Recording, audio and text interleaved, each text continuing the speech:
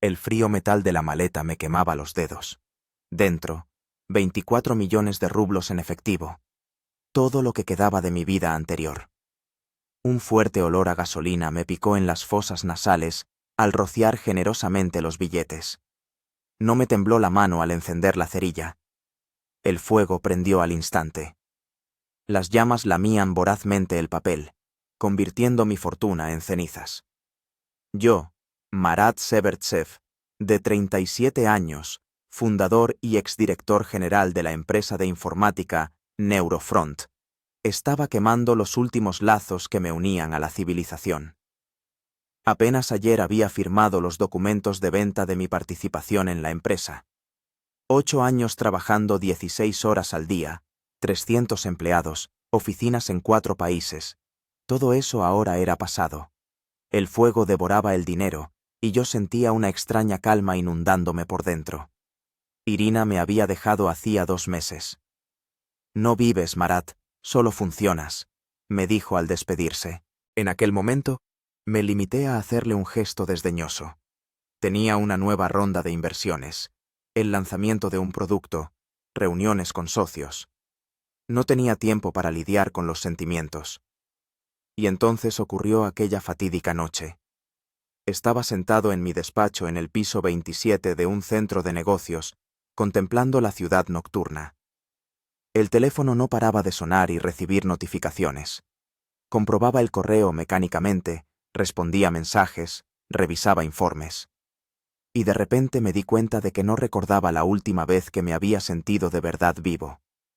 Aquella noche me topé con un documental sobre un tipo que lo había dejado todo y se había ido a vivir a la naturaleza salvaje de Alaska. Christopher McCandless, o como él se hacía llamar, Alexander Supertramp. Vivió 114 días en un autobús abandonado en medio de la nada, antes de morir de hambre. Su historia me conmovió hasta lo más profundo. Ahora, mirando el dinero arder, entendía que había tomado una decisión ya entonces, hacía 2 semanas. Me iría. Desaparecería. Comprobaría de lo que soy capaz sin todos esos atributos del éxito. Encontraría aquel autobús y viviría allí todo el tiempo que pudiera. El último billete se consumió hasta convertirse en ceniza. Apagué los restos del fuego pisándolos y respiré hondo. En la mochila solo llevaba lo estrictamente necesario: un cuchillo, cerillas, un saco de dormir, algo de comida, un mapa, una brújula, un cazo, un botiquín y un libro sobre plantas comestibles de Alaska. A propósito, no llevaba teléfono, navegador GPS ni teléfono satelital. Ningún tipo de seguro. Solo yo y la naturaleza salvaje. Al día siguiente volé a Anchorage. Desde allí hice autostop hasta un pequeño pueblo llamado Healy. Los últimos 50 kilómetros los hice a pie. Era finales de la primavera, la nieve acababa de derretirse y la taiga revivía tras un largo invierno. Caminaba por una senda apenas visible que McCandless había trazado en su día. Alrededor se extendía la inmensa taiga, las águilas volaban sobre mi cabeza y al frente se alzaban picos nevados. Por primera vez en muchos años, me sentía libre. Cada paso me alejaba de mi antigua vida y me acercaba a algo real. El río Teclanica me recibió con una corriente rugiente. El agua, crecida por el deshielo, corría con tanta fuerza que parecía capaz de arrastrar una roca. Estuve un buen rato de pie en la orilla, pensando en cómo cruzar al otro lado. McCandless lo había cruzado en invierno sobre el hielo, pero ahora era imposible. A 2 kilómetros río arriba, encontré un lugar donde el río se ensanchaba y parecía más tranquilo. Desnudándome hasta quedarme en ropa interior y metiendo la ropa y la mochila en una bolsa impermeable, me adentré en el agua. El frío me atenazó el cuerpo al instante. Me faltó el aliento y las piernas se me entumecieron en cuestión de segundos. La corriente me arrastraba como una pluma, pero yo seguía avanzando obstinadamente, sujetando la bolsa por encima de la cabeza. En medio del río me di cuenta de que había subestimado su fuerza. El agua me llegaba al pecho y cada paso me costaba un mundo. Un paso en falso, y me arrastraría la corriente. En un momento dado, el pie me resbaló de una piedra y me hundí por completo. Me invadió el pánico, pero el instinto de supervivencia fue más fuerte.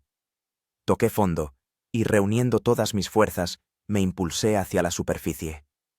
Los últimos metros hasta la orilla los recorrí sin sentir ya las piernas. Al llegar a tierra, me desplomé sobre la grava, temblando de pies a cabeza. Esta es la primera lección, Marat, pensé. La naturaleza no perdona la arrogancia. Después de secar la ropa y descansar un poco, continué el camino. Al anochecer, en el horizonte apareció la silueta que buscaba. El autobús abandonado Fairbanks 142. El mismo en el que Christopher McCandless había pasado sus últimos días. El corazón me latió con más fuerza al acercarme a aquel herrumbroso refugio en medio de la naturaleza salvaje. Estaba en una pequeña explanada, rodeado de altos pinos y abetos. La pintura verde descolorida se había desconchado, las ventanas estaban rotas, pero el autobús parecía estar esperándome a mí. Subí con cautela los escalones y entré. Olía a metal, a pino y a algo más, tal vez a las historias de quienes habían estado allí antes que yo. En el interior se conservaban 2 bancos, una mesa y una estufa de leña. En las paredes se veían inscripciones dejadas por turistas y peregrinos que habían venido a honrar la memoria de McCandless. Dejé la mochila en el suelo y me senté en un banco. 113 días, susurré. Viviré aquí 113 días y demostraré que puedo sobrevivir donde él no pudo. Así comenzó mi exilio voluntario.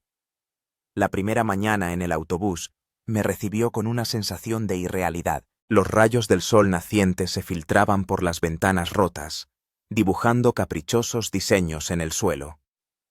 Desde el exterior llegaba el canto de los pájaros, una auténtica orquesta sinfónica de la naturaleza salvaje.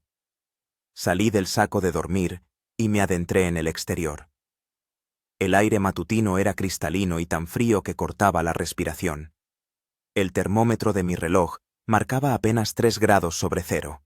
Ante mí se extendía un valle rodeado de majestuosas montañas cuyas cumbres estaban cubiertas de nieve incluso a finales de la primavera. Lo primero era acondicionar el campamento y evaluar los recursos. El autobús sería mi hogar, pero había que prepararlo. Empecé haciendo inventario. La estufa estaba en funcionamiento, pero necesitaba limpieza. El colchón de uno de los bancos estaba podrido e infestado de insectos. Las ventanas necesitaban ser reparadas para protegerme del frío y la lluvia. Dediqué todo el primer día a la limpieza. Saqué los restos del colchón podrido. Rasqué el óxido de la estufa y sellé las ventanas con plástico de mi kit de emergencia. Al caer la noche, recogí leña menuda y encendí el primer fuego en la estufa. El calor se extendió lentamente por el autobús y sentí una extraña satisfacción. Estaba construyendo mi hogar con mis propias manos. Para cenar preparé unas sencillas gachas con las provisiones que había traído. Sentado junto a la estufa con un cuenco de comida caliente, sentí por primera vez en mucho tiempo un hambre real y una saciedad real. En la ciudad, la comida era simplemente combustible, aquí se convertía en una recompensa. Pasé los 3 días siguientes explorando los alrededores. Necesitaba encontrar una fuente de agua dulce, determinar qué plantas crecían cerca y explorar posibles lugares para cazar y pescar. A 200 metros del autobús corría un arroyo de agua cristalina, lo que solucionaba el problema de la bebida. Descubrí matorrales de frambuesas silvestres, que debían madurar en un par de meses, y varias praderas con cebolla silvestre. En el 5.º día me enfrenté al primer problema serio. Se me habían acabado los alimentos que había traído. Calculaba que durarían una semana, pero el aire de la montaña y la actividad física habían despertado mi apetito, y las provisiones se agotaban más rápido de lo que había previsto. Había llegado el momento de ponerme a prueba en la búsqueda de alimento. Construí una caña de pescar primitiva con una rama, un sedal y un anzuelo de mi kit de supervivencia. El arroyo que corría cerca desembocaba en un pequeño lago donde, según mi suposición, había peces. Las primeras 4 horas de pesca no dieron resultados. El sol quemaba sin piedad, los mosquitos atacaban las zonas de piel expuestas y los peces ignoraban mis intentos de aficionado para atraparlos. Al final del día estaba agotado, quemado por el sol y hambriento. Cuando ya estaba a punto de marcharme, noté una ondulación en el agua cerca de unos juncos. Intuitivamente, lancé la caña allí y me quedé quieto. Al cabo de 1 minuto, el sedal se tensó. El corazón me latió más rápido cuando empecé a sacar la captura. En el anzuelo se debatía una pequeña trucha, no más de 20 centímetros de largo, pero para mí era más valiosa que cualquier manjar de un restaurante con estrellas Michelin. Esa noche preparé por primera vez un pez que había pescado con mis propias manos. Lo limpié con mi cuchillo, lo unté con sal de mis provisiones y lo asé sobre las brasas. Nunca antes la comida me había parecido tan deliciosa. Saboreé cada bocado, consciente de que me lo había ganado con mi trabajo y mi paciencia. El 7.º día me desperté con una extraña sensación. Algo había cambiado. Al mirar por la ventana, vi que todo estaba cubierto por un manto blanco. Nieve a finales de mayo. La temperatura había bajado a -5 grados durante la noche. No estaba preparado para tal giro y sentí un pinchazo de miedo por primera vez. La reserva de leña se estaba agotando, y con este tiempo era prácticamente imposible encontrar ramas secas. Me envolví con toda la ropa de abrigo que tenía y salí en busca de combustible. La nieve crujía bajo mis pies, el viento calaba hasta los huesos. 2 horas más tarde, volví con un mísero haz de ramas húmedas que apenas ardían. Pasé todo el día acurrucado junto a la estufa, apenas tibia, intentando conservar el calor. El hambre me retorcía el estómago, pero era imposible salir a cazar o pescar con ese tiempo. Por primera vez me planteé seriamente si no había cometido un error al renunciar a todas las comodidades modernas y a los medios de comunicación. Afortunadamente, al día siguiente el tiempo mejoró. La nieve empezó a derretirse y el sol volvió a calentar el aire. Fui al lago y, para mi sorpresa, pesqué 3 peces de una vez. La naturaleza parecía disculparse por la prueba del día anterior. Por la noche, sentado junto al fuego y disfrutando de pescado fresco, reflexioné sobre la semana pasada.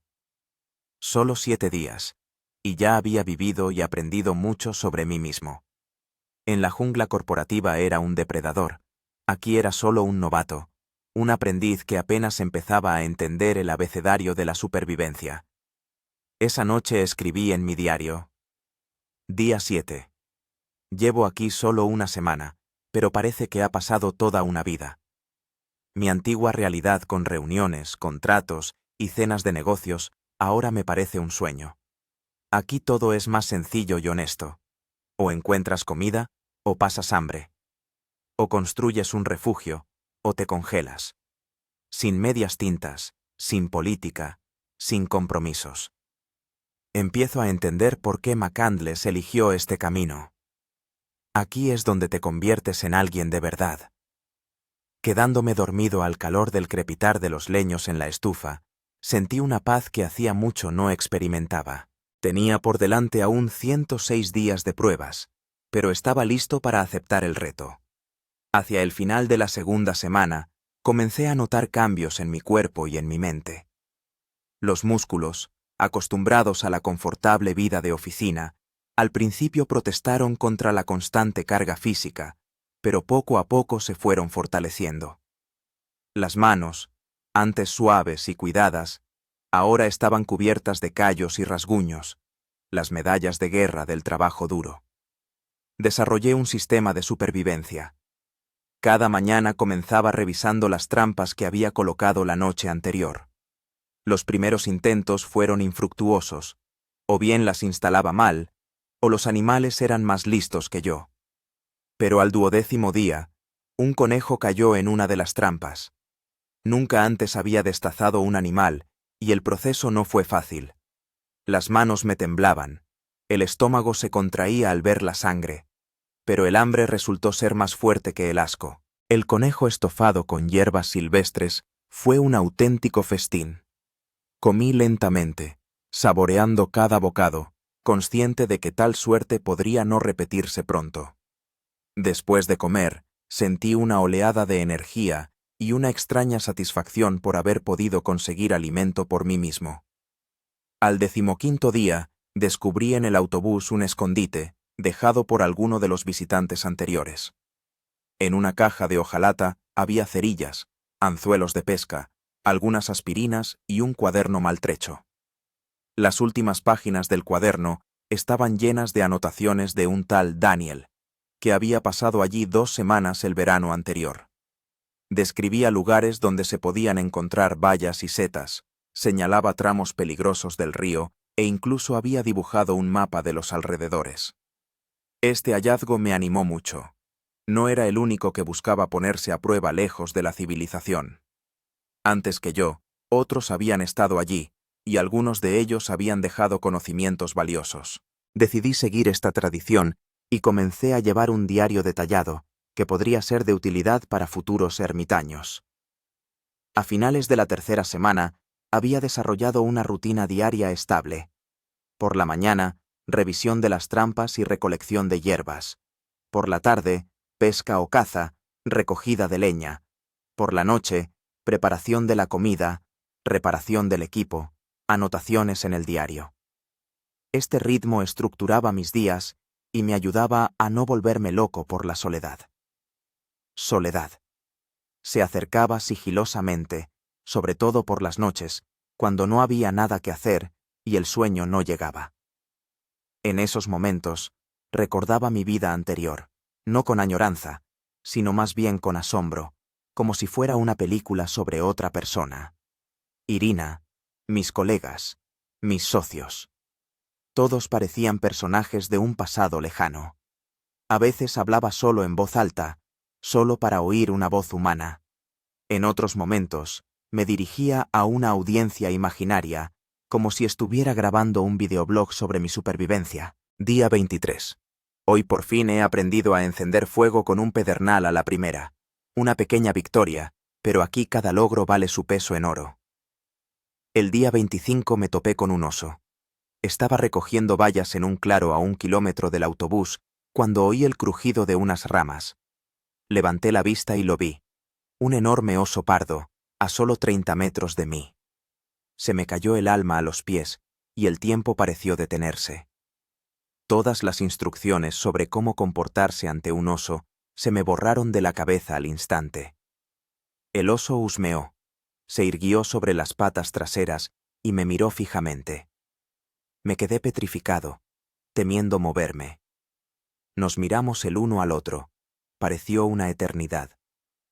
Luego, para mi alivio, el animal volvió a apoyarse sobre las 4 patas y se adentró lentamente en el bosque, echando miradas atrás de vez en cuando.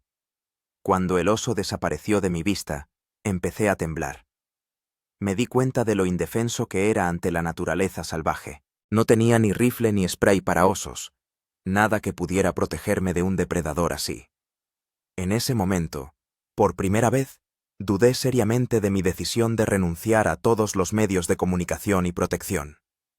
Al regresar al autobús, tardé mucho en calmarme. La adrenalina aún me corría por las venas y la imaginación pintaba horribles cuadros de lo que podría haber sucedido. Decidí tomar precauciones. Construí una alarma improvisada con latas de conserva alrededor del autobús y siempre tenía a mano una lanza hecha por mí mismo. El encuentro con el oso fue un punto de inflexión. Comprendí que el juego de la supervivencia no era un juego en absoluto. Aquí todo es de verdad, y el precio de un error puede ser irreparable. Esta idea no me asustó, sino que, al contrario, me hizo tomarme mi aventura con aún más seriedad y responsabilidad. A finales del primer mes, noté que mi cuerpo había cambiado. Había perdido, probablemente, 10 kilos, pero a la vez me había puesto más fuerte. La piel se había endurecido y se había bronceado hasta adquirir un tono marrón oscuro. La barba, que había dejado de afeitarme, había crecido y se había vuelto espesa. Al mirar mi reflejo en un trozo de espejo, apenas me reconocía. Pero los cambios no fueron solo externos. Me había vuelto más atento al mundo que me rodeaba. Había aprendido a notar los detalles más pequeños. Las huellas de los animales, los cambios en el comportamiento de los pájaros, que anuncian un cambio de tiempo, los olores apenas perceptibles, que advierten del peligro. Mis sentidos se agudizaron, como si la naturaleza despertara en mí algo primario, sepultado bajo capas de civilización. Una noche, sentado junto a la hoguera y contemplando las estrellas, recordé las palabras de Irina.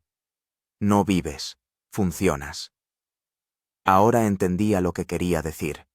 En mi vida anterior era como un robot, programado para alcanzar el éxito. Medía mi valía con cifras en la cuenta bancaria y la cantidad de contratos cerrados. Aquí, en la naturaleza salvaje, por fin había empezado a vivir de verdad, a sentir cada momento, cada respiración, cada latido. El día 32 encontré setas en el bosque, Boletus edulis y Boletus abedul. Un verdadero tesoro. Recogí todo lo que pude cargar y me di un festín. Las setas salteadas con cebolleta silvestre y los restos de sal de mis provisiones se convirtieron en uno de los platos más deliciosos que había probado en mi vida. Esa noche escribí en mi diario: Día 32. Hoy me he dado cuenta de que empiezo a amar esta vida. No solo a tolerarla como una prueba, sino a amarla de verdad. Aquí cada día trae nuevos descubrimientos, cada comida es una recompensa, cada atardecer un milagro. Me pregunto si podré volver a mi vida anterior después de todo esto. Y lo más importante, si querré hacerlo. Estos pensamientos me inquietaban. Vine aquí para ponerme a prueba, para pasar por lo mismo que Christopher McCandless, pero sin repetir su destino. Tenía planeado volver a la civilización después de 113 días, pero ahora no estaba seguro de poder encajar de nuevo en ese mundo de sonrisas de plástico, valores artificiales y una carrera sin sentido por el éxito. Todavía quedaban muchos desafíos por delante y no sabía si podría superarlos todos. Pero de una cosa estaba seguro. Ya no soy la misma persona que quemó 24 millones de rublos y se adentró en la naturaleza salvaje. Me he convertido en otra persona, más auténtica, más viva. A mediados de junio, el clima en Alaska era casi veraniego. Los días se alargaron tanto que la noche se convirtió en un breve crepúsculo. Esto me daba más tiempo para buscar comida y preparar el campamento, pero también alteraba mi patrón de sueño. A veces trabajaba hasta altas horas de la noche sin darme cuenta de la hora, y luego dormía a ratos durante el día. El día 40 de mi estancia en el autobús, decidí hacer una excursión más lejos de lo habitual. Daniel mencionó en sus notas un pequeño lago a 8 kilómetros al norte, donde abundaba el pescado. Recogí el equipo necesario y una provisión de agua, y me puse en camino temprano por la mañana. El sendero atravesaba un denso bosque, ascendiendo gradualmente la colina. Me movía con cautela, recordando el encuentro con el oso. Cada crujido me tensaba, y mi mano instintivamente buscaba el cuchillo en mi cinturón. Después de 3 horas de camino, el bosque se abrió, y ante mí se desplegó un panorama impresionante. Un valle rodeado de montañas, y en el centro, un lago que brillaba al sol como una joya. Al bajar al agua, descubrí que Daniel no exageraba. El lago literalmente bullía de peces. Rápidamente pesqué una docena de truchas grandes, más de las que podía comer en una sola sentada. Decidí ahumar parte de la pesca allí mismo para conservar la carne para el camino de vuelta. Mientras el pescado se ahumaba en un ahumadero improvisado, exploré la orilla del lago y me topé con una cabaña. Era una estructura primitiva hecha de troncos con un techo parcialmente derrumbado, pero en su interior se conservaban algunas cosas útiles. Un hacha vieja con el mango rajado, varias latas de conservas, ya caducadas, pero en latas intactas, una red de pesca y, lo más valioso, un botiquín. El botiquín contenía vendas, yodo, analgésicos y antibióticos caducados, pero aún así era mejor que nada. Decidí llevarme estos tesoros conmigo, dejando a cambio una nota de agradecimiento y varios pescados ahumados, una especie de pago al anterior propietario, si es que alguna vez regresaba. El camino de vuelta resultó más difícil. Cargué la mochila con los hallazgos y cada paso me costaba un mundo. Además, el clima cambió repentinamente. El cielo se cubrió de nubes y empezó a llover a cántaros. En una hora estaba empapado hasta los huesos y el sendero se había convertido en un lodazal. En un momento dado, resbalé en una piedra mojada y caí, golpeándome fuertemente la rodilla derecha. Un dolor agudo me atravesó la pierna y no pude levantarme de inmediato. Sentado bajo la lluvia torrencial, sentí por primera vez un miedo de verdad. ¿Y si me he roto la pierna? ¿Cómo llegaré al autobús? ¿Cómo voy a conseguir comida y agua? Afortunadamente, después de unos minutos de descanso, el dolor disminuyó un poco y pude ponerme de pie. La rodilla se había hinchado, pero el hueso parecía estar bien. Apoyándome en un bastón improvisado, continué lentamente el camino, recorriendo no más de 1 kilómetro por hora. Llegué al autobús muy entrada la noche, empapado, sucio y exhausto. No conseguí encender el fuego a la primera. Toda la leña estaba húmeda. Pasé varias horas intentando encender la estufa, temblando de frío y cansancio. Cuando por fin apareció la llama, sentí un alivio tal que estuve a punto de llorar. Los 3 días siguientes no salí del autobús, dando tiempo a que la rodilla se recuperara. Me alimenté de pescado ahumado y conservas de la cabaña, ahorrando fuerzas y recursos.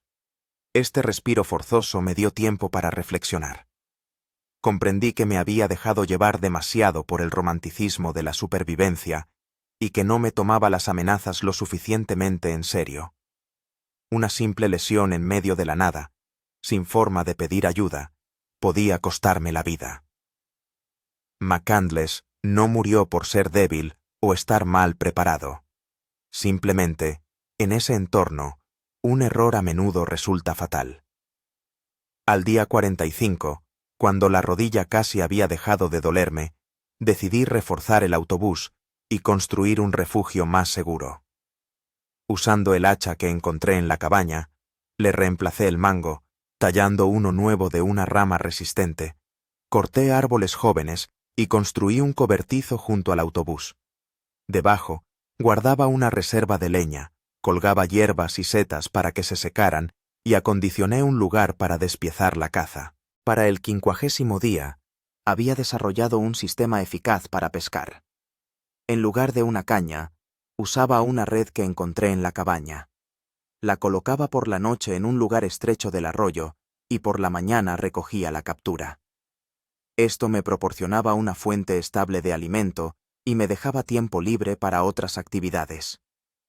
Una mañana, al revisar la red, descubrí que no solo había peces, sino también un pequeño castor que, al parecer, se había enredado al intentar pasar.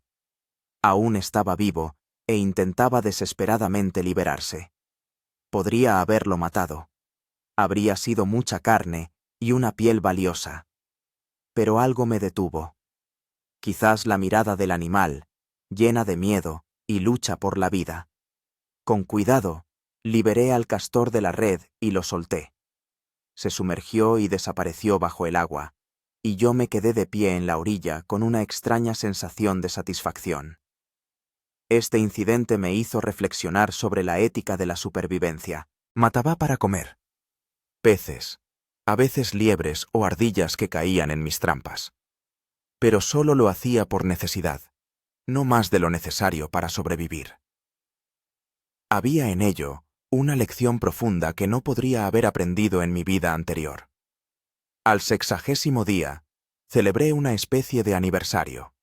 2 meses en la naturaleza salvaje. Durante este tiempo, había cambiado mucho. Físicamente, estaba más delgado, pero más fuerte. Los músculos, acostumbrados al trabajo constante, se habían definido. La piel se había endurecido y estaba cubierta de rasguños y cicatrices, con decoraciones de guerra por la supervivencia. La barba me llegaba casi al pecho, y me cortaba el pelo con un cuchillo cuando empezaba a molestarme. Pero los principales cambios habían ocurrido por dentro. Me había vuelto más tranquilo. Había aprendido a disfrutar de las cosas sencillas, el sabor del pescado fresco, el calor del fuego, las estrellas en el cielo nocturno. Mis sentidos se habían agudizado. Podía oír acercarse a un animal a 100 metros de distancia, distinguir decenas de tonalidades de verde en el bosque, sentir que se acercaba la lluvia por el cambio en el olor del aire. Al mismo tiempo, empecé a experimentar una extraña dualidad. Una parte de mí se había adaptado completamente a esta nueva vida y no quería volver a la civilización. La otra parte a veces añoraba el contacto humano, la posibilidad de hablar con alguien que no fuera yo mismo, las simples comodidades como una ducha caliente o una cama blanda. En el día 63 ocurrió un evento que pudo haber puesto fin a mi experimento. Regresaba de pescar cuando vi humo sobre el bosque en dirección al autobús. Se me heló la sangre y eché a correr. Al acercarme, vi que el cobertizo que había construido junto al autobús estaba en llamas. El fuego ya se había extendido al techo de mi refugio. Sin pensarlo 2 veces, tiré la mochila y empecé a apagar el incendio. No tenía nada más que un cazo con agua y mis propias manos. Sacaba agua del arroyo y la echaba sobre el fuego, golpeaba las llamas con ramas, asfixiándome con el humo y quemándome las manos. Fue una lucha desesperada contra los elementos, y durante un tiempo pareció que iba a perder. Pero después de 1 hora de lucha, logré extinguir el fuego principal. El cobertizo había quedado completamente destruido y el techo del autobús parcialmente quemado.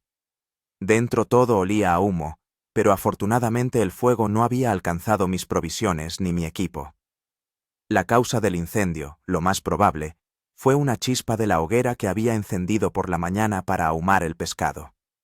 El viento debió de avivar una brasa incandescente y ésta cayó sobre la hierba seca debajo del cobertizo. Fue un error mío. No me había asegurado de que la hoguera estuviera completamente apagada antes de irme a pescar. Las consecuencias podrían haber sido catastróficas. Si hubiera regresado 1 hora más tarde, el autobús podría haberse quemado por completo, dejándome sin refugio y sin la mayor parte de mi equipo. Fue una dura lección sobre el precio de la negligencia en la naturaleza salvaje. Después del incendio, pasé varios días reconstruyendo el refugio y limpiando el autobús del hollín. Tenía las manos cubiertas de ampollas por las quemaduras. Cada movimiento me dolía, pero no podía permitirme descansar. Se acercaba el otoño y tenía que prepararme para el frío. En mi diario escribí: Día 66. Hoy casi he perdido todo lo que he creado en estos 2 meses. El incendio me ha recordado lo frágil que es mi existencia aquí. Un error, un momento de descuido, y todo puede terminar. Pero, curiosamente, estoy agradecido por esta lección. Me ha hecho apreciar aún más lo que tengo y ser más atento a los detalles. En la ciudad, los errores normalmente se pueden corregir, con dinero, contactos, abogados. Aquí, la naturaleza no perdona la negligencia, y en eso hay una honestidad singular. Para el 70º día, había reconstruido completamente mi campamento, e incluso lo había mejorado. El nuevo cobertizo era más resistente y seguro, con una base de piedra para la hoguera que eliminaba la posibilidad de incendios accidentales. También reforcé el techo del autobús con láminas metálicas adicionales que encontré cerca. La naturaleza circundante empezó a cambiar. Los días se acortaban y las noches se volvían más frescas. Las primeras hojas amarillas aparecieron en los abedules, anunciando la llegada del otoño. Comprendí que pronto me enfrentaría a nuevos desafíos: el frío, las posibles nevadas, la disminución de las fuentes de alimento. Pero en lugar de miedo, sentía una extraña excitación.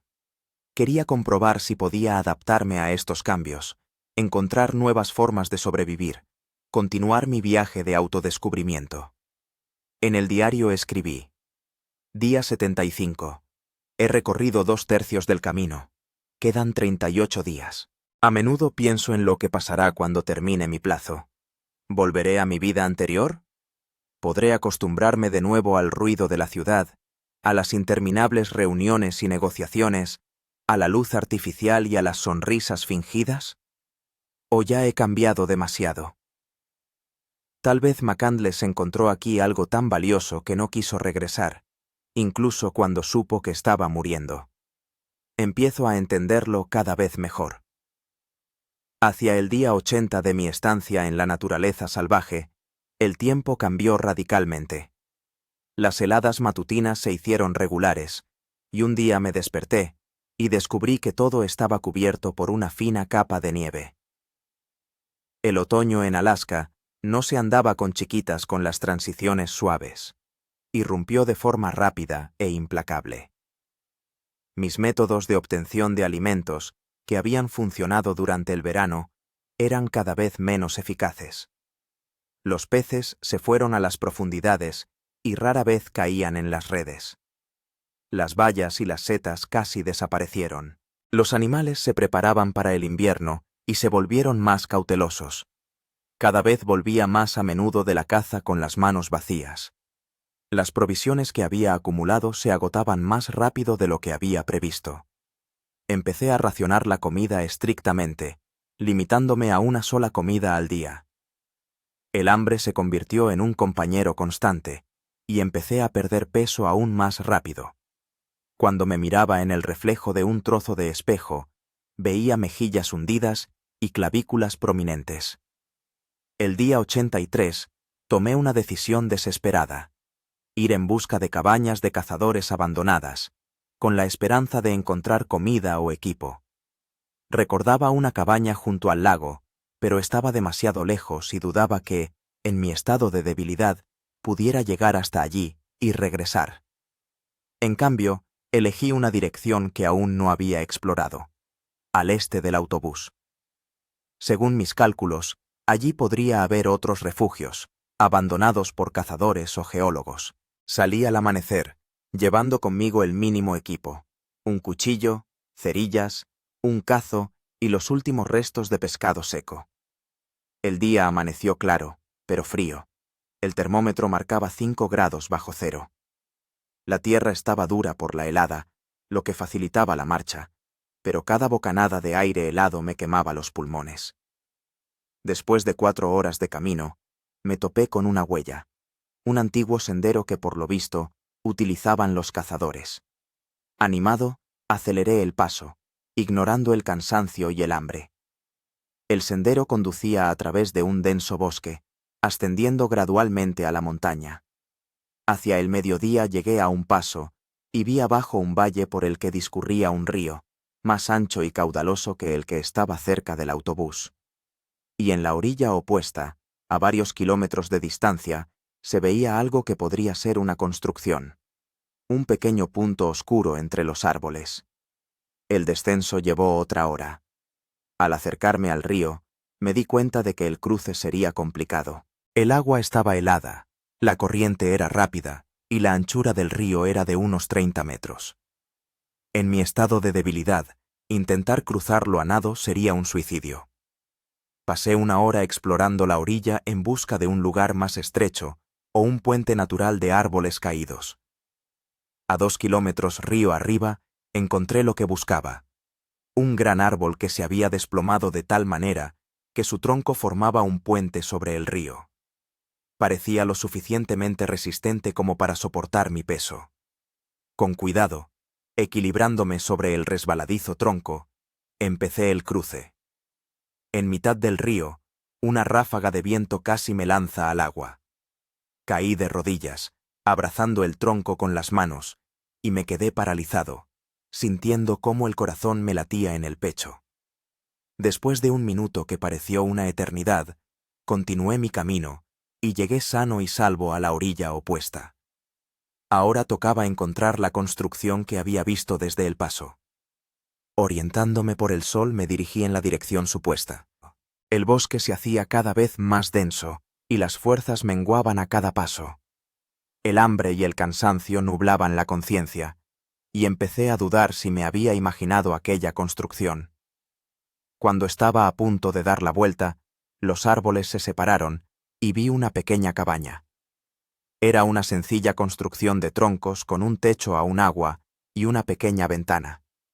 La puerta estaba cerrada con un simple cerrojo de madera. Con el corazón latiendo con fuerza, abrí la puerta y entré. La cabaña estaba abandonada, pero en un estado relativamente bueno. Dentro había una litera, cubierta con un viejo colchón, una estufa de leña, una mesa y estantes con diversos objetos. Empecé a inventariar los hallazgos. En los estantes había latas de conserva, 10 latas de estofado de carne, judías y maíz. Junto a mí había paquetes de galletas saladas cubiertas de moho, aún comestibles si se les quitaban las partes afectadas. En un rincón descubrí una caja de herramientas, un hacha, una sierra, un martillo y clavos. Pero el hallazgo más valioso fue un rifle que colgaba de la pared y una caja de municiones. Nunca fui cazador ni me manejé muy bien con las armas, pero en ese momento, ese hallazgo podía salvarme la vida. Decidí pasar la noche en la cabaña y por la mañana regresar al autobús, llevándome todo lo que pudiera cargar. Abrí una lata de carne guisada y me comí la mitad, conteniéndome para no devorar la comida. Después de tantas semanas de inanición, mi estómago podría no tolerar tanta comida de golpe. Esa noche dormí en un colchón de verdad, con relativa calidez y el estómago lleno. Fue el mejor sueño en meses. Por la mañana, reuní todos los objetos de valor en la mochila, me até el rifle a la espalda y emprendí el camino de regreso. El regreso fue pesado. La mochila me lastimaba los hombros, cada paso me costaba horrores. Cruzar el río por el tronco con semejante carga fue especialmente peligroso, pero no había alternativa. Llegué al autobús al anochecer, completamente exhausto, pero con una sensación de triunfo. Mis hallazgos podían cambiar las cosas. Con el rifle, podía cazar animales más grandes, ciervos o alces. Una cacería exitosa me proporcionaría comida para semanas. Pasé los siguientes días estudiando el rifle y practicando el tiro. Era un modelo Remington viejo pero bien conservado, con mira telescópica. En la caja había 20 cartuchos, no muchos, así que cada disparo tenía que ser certero. El 90º día salí a mi primera cacería seria. Tras rastrear un ciervo, lo perseguí durante mucho tiempo, tratando de acercarme a una distancia de tiro segura. Cuando el animal se detuvo en un claro, apunté y disparé. La bala dio en el blanco, pero no mató al ciervo al instante. El animal herido salió corriendo, dejando un rastro de sangre. Lo perseguí durante más de una hora hasta que lo encontré, desplomado por la pérdida de sangre. Rematé al ciervo con un cuchillo y experimenté una extraña mezcla de sentimientos, el triunfo del cazador y la tristeza por tener que matar a una criatura tan hermosa. Pero no había opción. Era una cuestión de supervivencia. Despiezar el animal me llevó varias horas. Nunca lo había hecho antes y el proceso resultó más complicado de lo que esperaba. Pero al anochecer regresé al autobús con sacos de carne, que empecé a ahumar y a secar. Parte la cociné de inmediato. El venado asado fue un verdadero festín después de semanas de subsistir a duras penas. La exitosa cacería cambió mi situación. Con la reserva de carne y las conservas de la cabaña, podía aguantar los días que quedaban, incluso con el invierno acercándose. Pero la naturaleza me tenía preparada otra prueba. El día 95 comenzó una tormenta de nieve. El viento aullaba como una bestia herida. La nieve cubría las ventanas del autobús. La temperatura bajó hasta los 15 grados bajo cero. Mantuve el fuego en la estufa día y noche, pero el frío seguía colándose por las grietas del autobús. La tormenta duró 3 días. No podía salir, ni siquiera para recoger leña o revisar las trampas. Cuando la tormenta finalmente amainó, el mundo a mi alrededor había cambiado por completo. Todo estaba cubierto por una capa de nieve de casi 1 metro de espesor. Los árboles se doblaban bajo el peso de los montones de nieve. El arroyo se había congelado parcialmente. Salir del autobús resultó una tarea ardua. Pasé varias horas despejando el camino y recogiendo leña. Mis reservas de combustible se habían agotado mucho durante la tormenta y ahora tenía que desenterrar ramas de debajo de la nieve. El día 100 me empecé a sentir mal. Al principio fue solo debilidad y mareos, que achaqué al cansancio, pero al anochecer me subió la fiebre y empecé a toser mucho. Estaba enfermo, posiblemente me había resfriado durante la tormenta o había contraído alguna infección. Los días siguientes se fundieron en una pesadilla febril.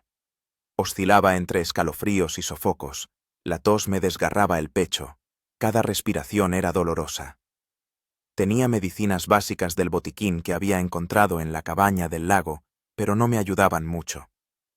En los momentos de lucidez, mantenía el fuego en la estufa y me obligaba a beber té caliente de agujas de pino, el único remedio que parecía aliviar un poco los síntomas. Pero la mayor parte del tiempo lo pasaba semi-inconsciente, luchando contra la enfermedad. El día 105, cuando la fiebre había remitido un poco, escribí en el diario: «Hoy estoy más cerca de la muerte que nunca. La enfermedad me ha agotado hasta el extremo. Si mi estado empeora, no tendré fuerzas ni siquiera para mantener el fuego. Podría usar el rifle para pedir ayuda. 3 disparos, la señal internacional de auxilio. Pero, ¿quién me oiría en este desierto?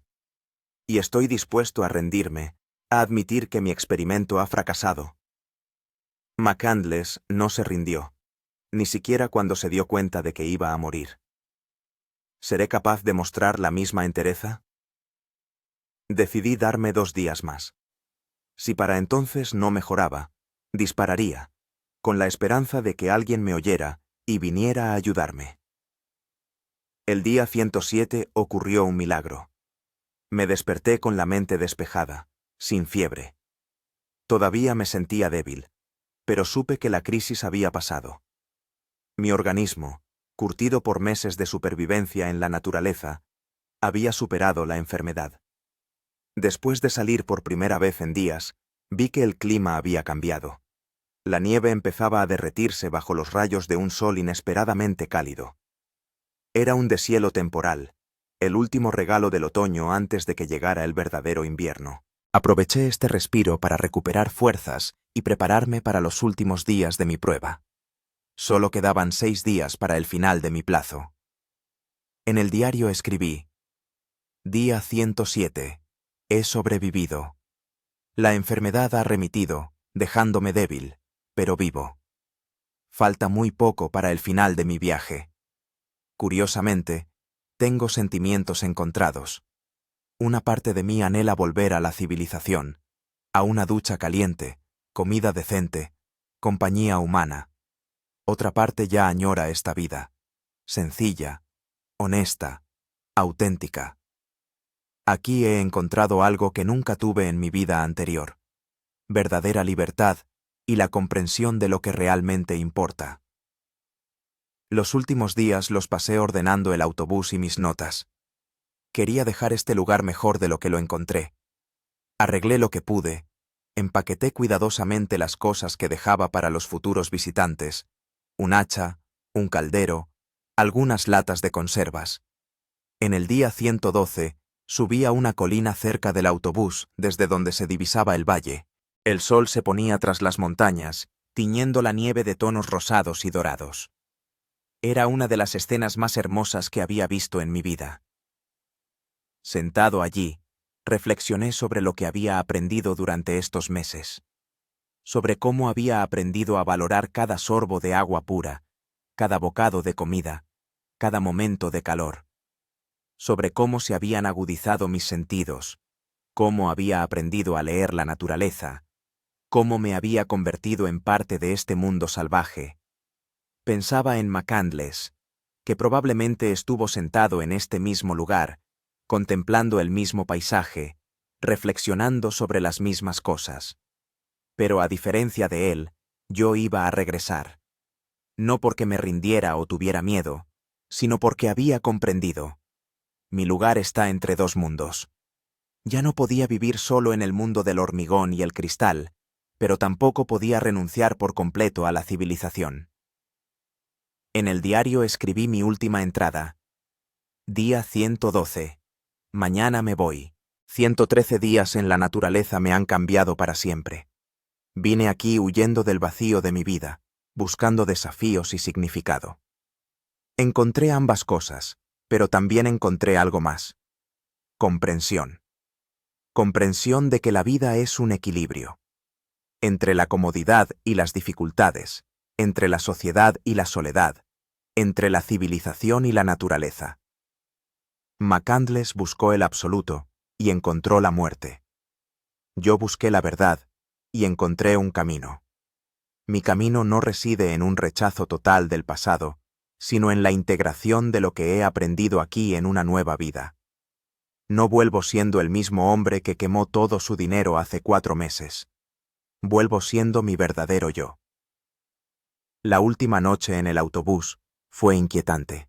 Tardé en dormirme, escuchando los sonidos familiares, el crepitar de la estufa, el aullido del viento, el susurro de la nieve sobre el techo. Estos sonidos se habían convertido en parte de mí durante los meses pasados, y la idea de no volver a oírlos me provocaba una extraña nostalgia. La mañana del día 113 me recibió con un cielo despejado y heladas. El termómetro marcaba 12 grados bajo cero, pero el aire era seco y quieto, lo que hacía que el frío fuera soportable. Un tiempo ideal para una larga caminata. Recogí lo mínimo indispensable, solo lo que realmente quería llevar conmigo. El diario, el cuchillo que me había servido durante todo este tiempo, algunos recuerdos de la naturaleza salvaje, una piedra hermosa de la orilla del río, una pluma de águila, un trozo de corteza con un dibujo inusual. Todo lo demás lo dejé en el autobús para los siguientes viajeros. En la pared del autobús, junto a otras inscripciones, grabé con el cuchillo. Marat Severtsev, 113 días. Vine buscando la muerte y encontré la vida. Eché un último vistazo al autobús, cerré la puerta y empecé mi camino de regreso a la civilización.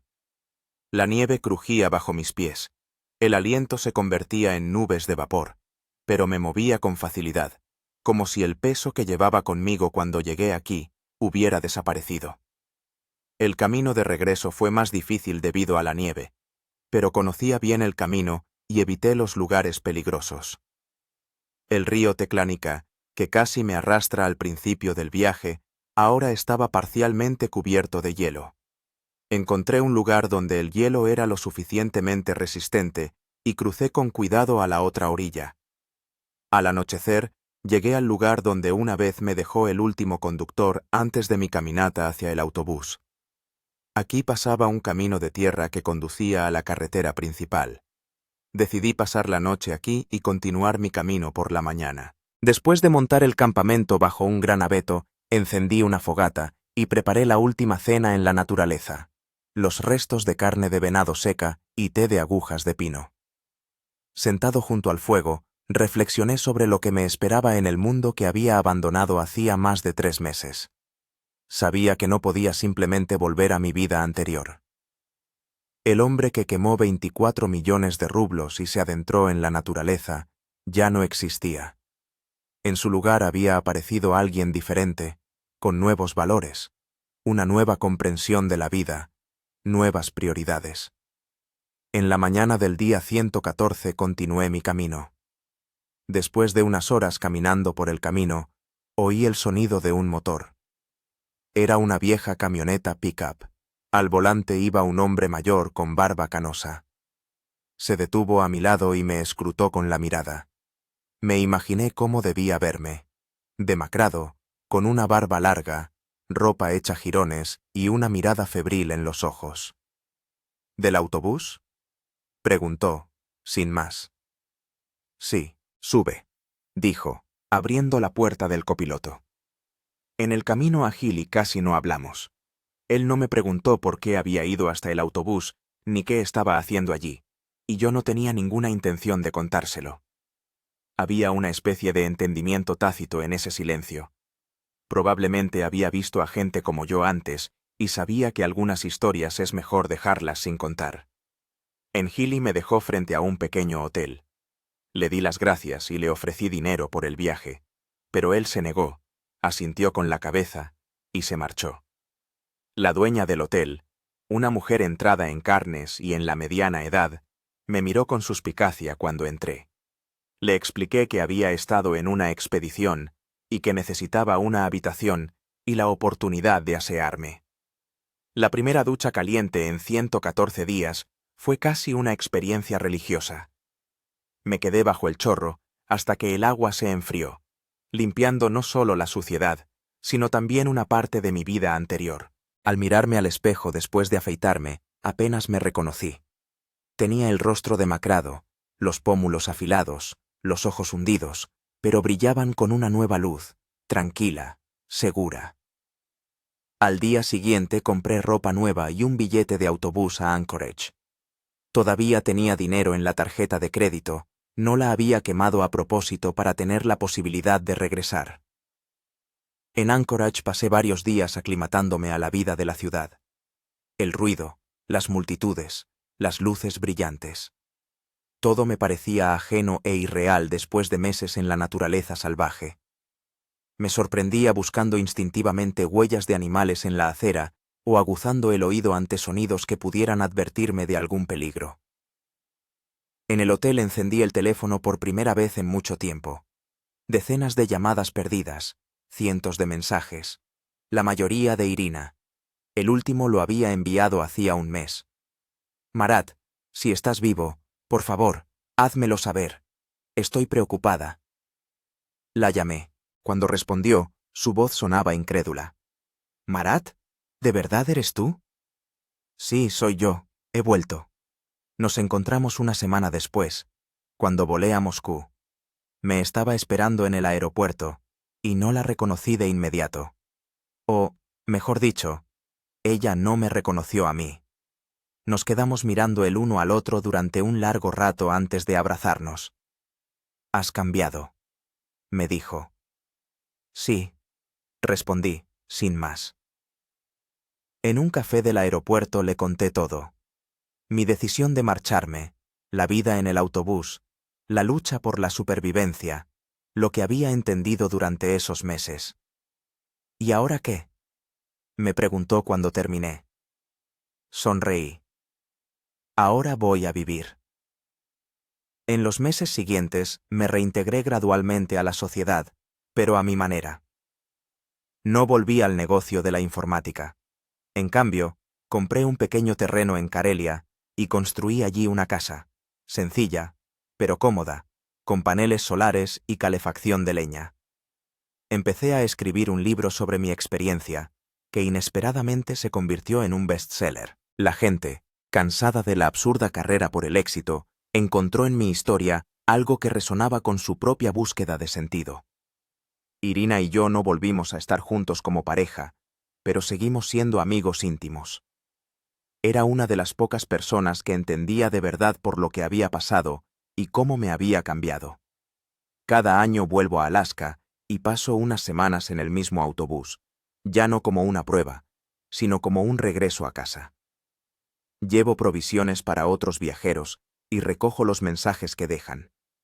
A veces pienso en Christopher McCandless, en lo que buscaba y lo que encontró en aquella remota soledad. En si lamentó su decisión en sus últimos días, cuando se dio cuenta de que iba a morir. Nunca sabré las respuestas a esas preguntas, pero le estoy agradecido por la inspiración que su historia me dio.